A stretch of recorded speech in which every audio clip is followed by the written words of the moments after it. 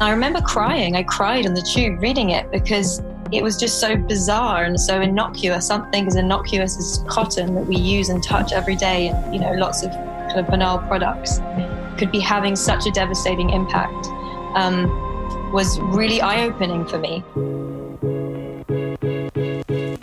Welcome to the Circular Economy Show from the Ellen MacArthur Foundation. I'm Pippa. In today's episode, we're circling back to a conversation between Lily Cole, the model, actress and activist, our founder Ellen MacArthur, and our former food lead Emma Chow. In the clip we just heard, Lily discusses her journey from fashion model to environmental activist. In this episode, she also tells Ellen and Emma why she considers herself an accidental entrepreneur and what role she sees creatives having in improving society, the economy and the environment. She also quizzed Ellen on her move from competitive sailing to starting the foundation. Lily joined us for Summit 2020, shortly after the publication of her book, Who Cares Wins, when we were still in lockdown across the world. Emma started by asking Lily about her journey from the catwalk to writing the book.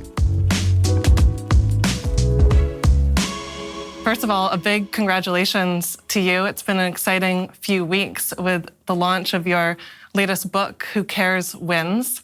And I'd love if you can kick off our conversation by just sharing a bit of your personal journey so far, all the way from those early days of your career that started in fashion to where you are today, exploring some of the biggest systemic challenges of our time and how we might solve them. Sure, big question. Your life in a nutshell. I'll do my best. So I started modeling when I was a teenager, when I was 14, 15. And at first it was very exciting. I was a kind of London city girl and it was exciting to be traveling the world and meeting all these interesting people.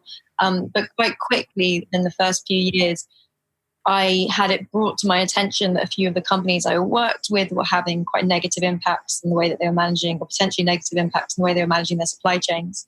And I just started to unpick actually what a supply chain means. And when I was advertising a product or a brand, what were the implications of that? And I went on a real kind of journey of learning a lot, learning about the very negative ways that supply chains can have an impact on the planet and people. And then conversely, trying to focus my attention on really positive examples. So looking for companies, brands, supply chains that were trying to do things in a better way, and starting to channel my energy that would probably otherwise have gone into like NGOs and philanthropic work, instead into kind of social business and fair trade and more positive initiatives. I went on to found a few of my own companies and consider myself somewhat of an accidental entrepreneur. Because I think that business and economics is kind of running the planet right now, and we need to try and change the way that we're running the planet through economics if we want to still have a planet that's healthy in 50 years' time. And Lily, was there a moment, you say it began to dawn on you, but was there one specific moment where you thought, or that you remember thinking, this is not what I thought, or this is not okay, or this is something I need to explore further into? Sure. I mean, there are moments, but it was also incremental because I was on a journey of learning. But I'll share one, which is, being on the tube in London, and I've been sent this report from the Environmental Justice Foundation, a charity that I'm a patron of still today. And they sent me a report on cotton where they looked at the impact of cotton farming and how a lot of child labor was used in cotton farming at the time. The fact that the pesticides and fertilizer use was causing a lot of health conditions and kind of cancers for farmers, and also the devastating environmental consequences of water use and pollution going into the land. And I remember crying. I cried on the tube reading it because it was just so bizarre and so innocuous. Something as innocuous as cotton that we use and touch every day, and lots of kind of banal products, could be having such a devastating impact. Was really eye-opening for me. I think I'd thought previously of supply chains only as far as manufacturing. We'd heard there'd been a lot of news around sweatshop labor, and so I was kind of aware that existed. And I hadn't actually really opened my mind to the real beginning of the supply chain, the farmers, the raw materials. And then I had, kind of another big eye-opening moment was on the positive side, was going to Ghana with the Body Shop and meeting the women who make shea butter from the shea nut, and seeing how positive some supply chains can be to communities when they're handled in a fair way. The same with wild rubber supply chains in the Amazon. When you pay local people to make a living from the forest, you are basically paying them to protect the forest. And so, yeah, there are examples, but it was all incremental.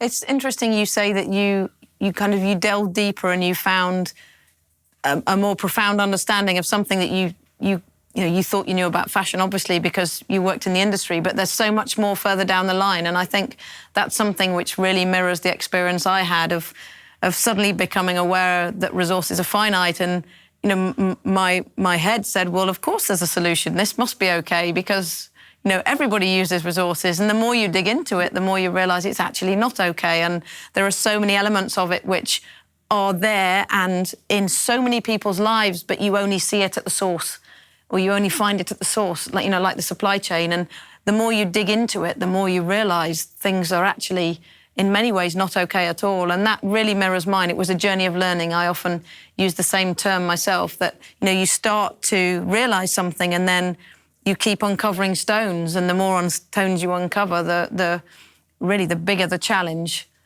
seems to become. And it's very clear from your book that that's been that learning that you've been on. What was the standout moment for you of realizing, of deciding to focus on economics, I guess, as an agent of change?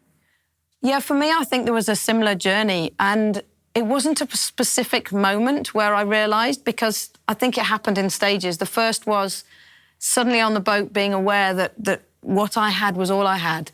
Now, I was trying to fix something and I thought, I have to save every little thing I have on this boat because I can't get any more. There's no stopping to buy a little bit of plastic if I need a bit of plastic or something to fix something. You suddenly realise that it's everything that you have with you.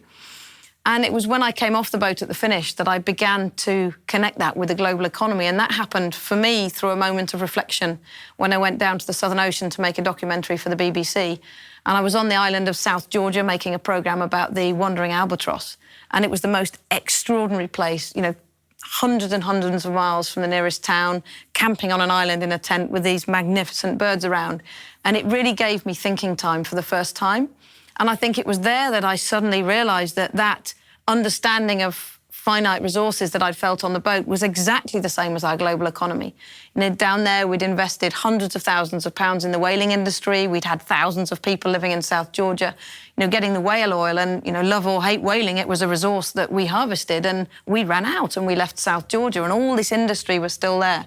And that made me reflect on the broader elements of the global economy. And I thought, but it's just the same. We have finite resources vital for our economy. Yeah. And it made me start to look for solutions. And the more I looked for solutions, the more I realised that they kind of weren't there. Everything, the narrative was around, using less and travelling less, which of course was absolutely vital because we knew we had these finite resources. We had, catastrophic climate change looming. But for me, nothing pointed to a solution. It was all around, you mustn't do this and you mustn't do this. And it was, for me, that question of what does success look like? Where are we trying to get to? What's the goal, actually, was the fundamental question I had in my head.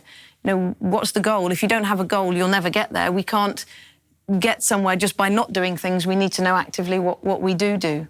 And that really, that quest for knowledge is what drove my journey of learning, which, like yours, was many years. And the more you learn, the more you come to understand. Mm-hmm. It reminds me, you saying that, I explored this tension in the book between the wizard and the prophet kind of archetypes. I'm referencing a different book by Charles Mann called The Wizard and the Prophet, where he said that by and large the environmental movement can be divided up into these two impulses. One, the wizard, that we can innovate our way out of kind of crisis and through technical skill find solutions, and the prophets that argue that actually we need to reduce and we need to simplify and we need to step back. And I feel like when you were saying that, it's almost like, saying the prophet's philosophy of just stop and use less is not enough, that actually you need kind of the innovation that would come from the wizard-like archetype of circular design. And I think what really hit me was, as a young person growing up, thinking about what role you would play in the world. And, I knew what it felt like as a young person wanting to sail around the world. That was my goal. I have no idea how I managed to achieve it because I was the most unlikely sailor in the world coming from the middle of England. But because I had that goal and that ambition, I was able to make it happen. And when I drew the parallels with the learning around resources and how the economy works, I just felt, if you are the young person growing up today, what's your goal? And your goal can't be just to not do this and not do this. Obviously, you need to do the good things and not do the bad things, but there weren't enough good things there. I couldn't kind of get my head around what success looked like, and I found that really, really fascinating. And that what is the goal was absolutely at the bottom of everything we created at the foundation. That created the foundation, if you like, of the foundation, saying where are we actually trying to get to, and what does success look like? And Lily, when we think about moving out of the current paradigm and perhaps this mindset of doing less harm, doing less, but actually imagining what's possible from a positive vision perspective and how can we create more good. We've spoken a bit about the role of business, but what roles do you see business versus citizens versus government and policymakers having in creating, manifesting this positive vision? Yeah, so I don't necessarily, when I say that I focus on like supply chains and have focused on like capitalism as a way of creating change, it's not just business in my mind, because to my mind, the capitalist global structure that we have, i.e. like money and the way that money flows, is the kind of most powerful language that's being spoken today and is having an enormous impact. And of course, business has like a pivotal role in directing that flow of money, but business isn't doing that by itself. It's doing that in relationship with consumers/citizens, i.e. the individuals that buy into products or not, and services or not. And also with, of course, governments, because governments watch market trends and they also have the capacity to regulate businesses and to create the right incentives and frameworks within which business can operate.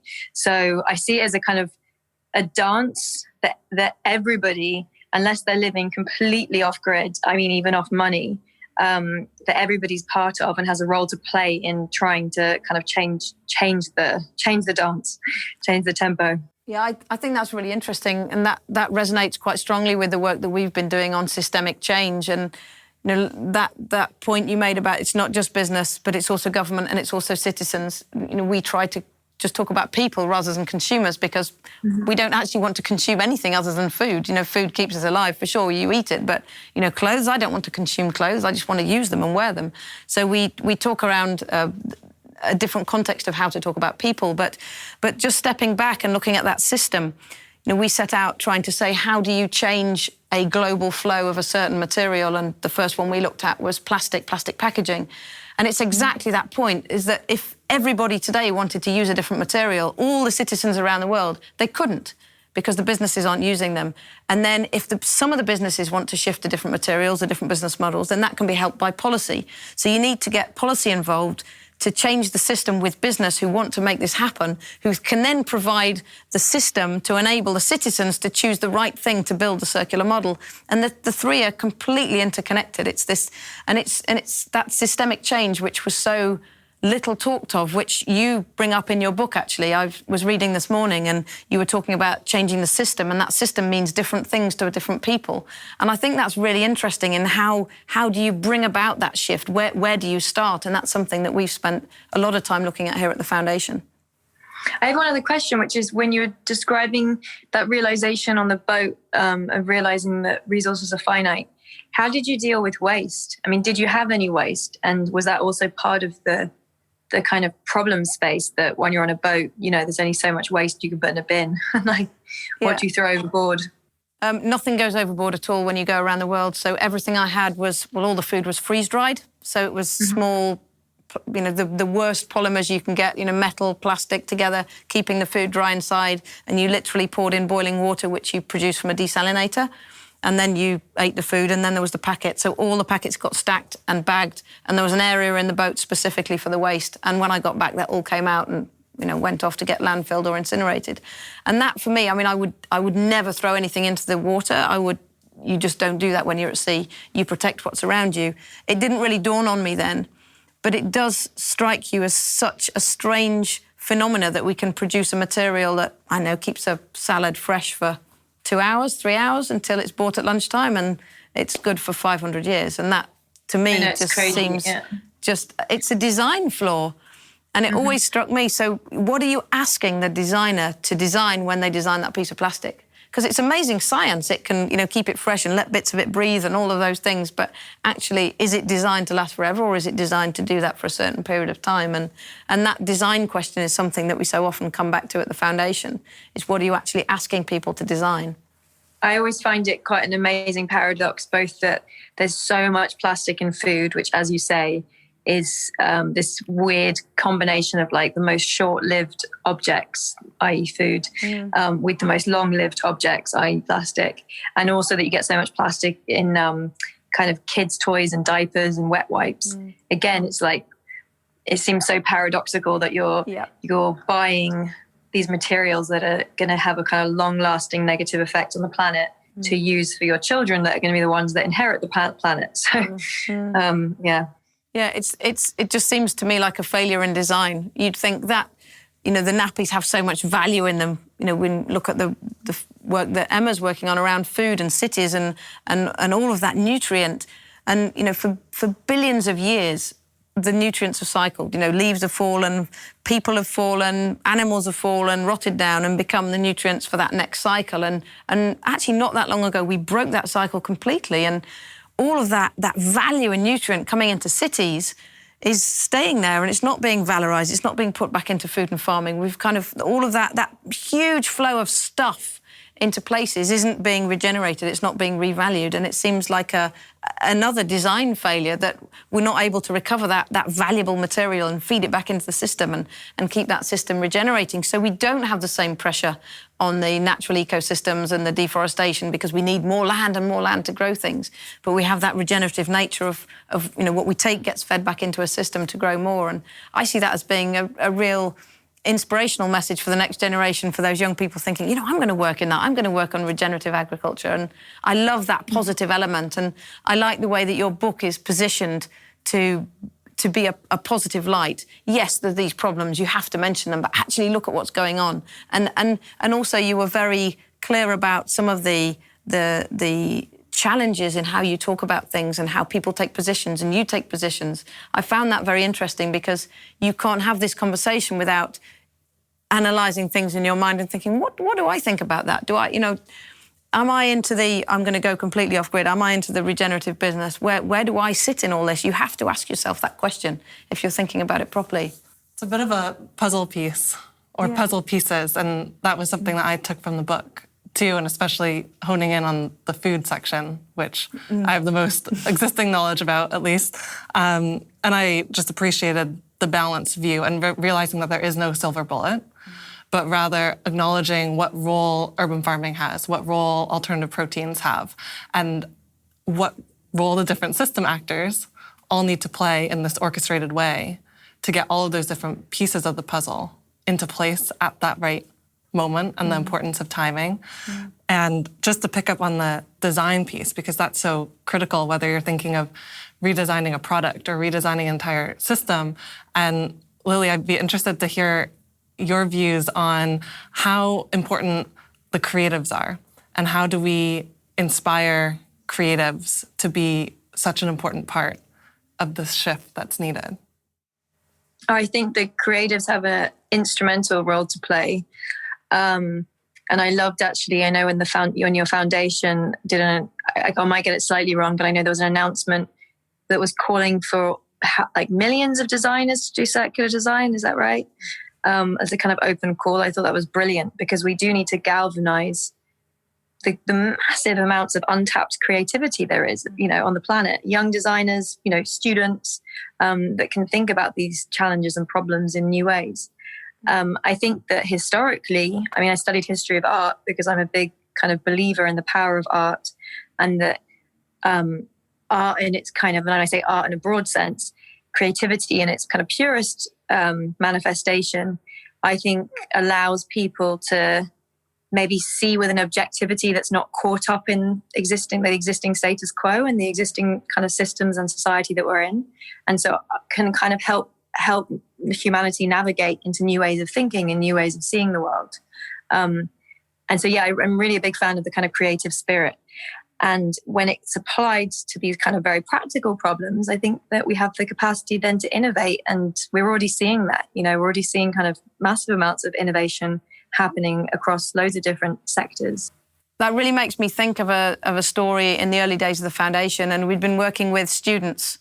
And one of the students went up to his teacher and he was talking about his exams, and he said, I couldn't think of anything to design. Everything's been done. Here I am trying to think of a product to design, but everything's been done. He said, but now, sir, now I've learned about the circular economy. Everything I see, I want to redesign. And I think it's all about opportunity, and it's all about creativity, and it's all about, there's everything to do. And I love the notion that the faster we do this, the better. The faster we design in a circular way, the better. And there's often a tension between growth and competitiveness, and growth and the planetary boundaries. But actually within circular economy, if you're building that regenerative, restorative model, if you're rebuilding natural capital as you go, then actually the faster you can accelerate this, the better. This is something we want to grow fast. And I really like that element about it. That it's about building the speed. It's about opportunity and creativity. And do you feel optimistic things are going in the right direction based over the last 10 years of your work in this space? I think, am I optimistic? Yes, absolutely. I'm hugely optimistic. I've seen some incredible shifts in thinking in some very interesting areas of the economy. We work with government, we work with policy, and there's been huge shifts there in many countries in the European Union. Here in the UK, the circular economy package was announced just a few weeks ago. So this is all happening very, very quickly. And in 10 years, we've seen circular economy go from something which wasn't really discussed at all to something which is at the forefront of some of the major policy decisions. And actually recently, Ursula von der Leyen from Europe was saying that she believes circular economy lies at the heart of the rebuild back better after this COVID crisis. And it's wonderful to see the words in there and being used, because it speaks of opportunity and creativity and economic benefit. And I think one of the biggest, to answer your question, one of the biggest things I feel I've seen is the understanding of the circular economy from a business perspective, from a system perspective, from a policy perspective, as being a way out of where we are, from a climate perspective, from a materials perspective, from a pollution perspective. It gives a framework for designers, for policymakers, for businesses to step out of the linear system and move to something which is regenerative and restorative and has all of these other positive effects. And although we're not circular yet, and I ask myself that question every day, how far are we on that circular journey? I think that some pretty major milestones have been set, and particularly on the work around plastic packaging that we've been doing. There are 2025 targets. We have 20% of the global industry signed up to that. We have some of the biggest brands in the world. And when you talk about reach and getting the circular message out to more and more people, however it's described, the word circular economy may not even be there, but it's about building this circular system. The reach of those corporates is huge. And we're at a time now, I think, after the crisis, where the dialogue between business and policymakers and government has never been stronger. And I think that gives us a really solid foundation for stepping up to the next level within circular activity, despite the challenges that the current global economy is facing. And Lily, I'd also like to just hear from you, because it's clear that both of you have such optimism in your spirits, and during these especially challenging times where hope is easy to lose for many people around the world as we look externally. But from your perspective and where you're at in this moment, what are you most hopeful about for the future? I think as I try and capture in the book, which the subtitle is Reasons for Optimism in Our Changing World, I do have a lot of reasons for optimism. I'm less well-versed. I'm aware of some of the changes. I'm less well-versed in the changes in the specifically circular economy space. That's why I was interested to hear your thoughts on that.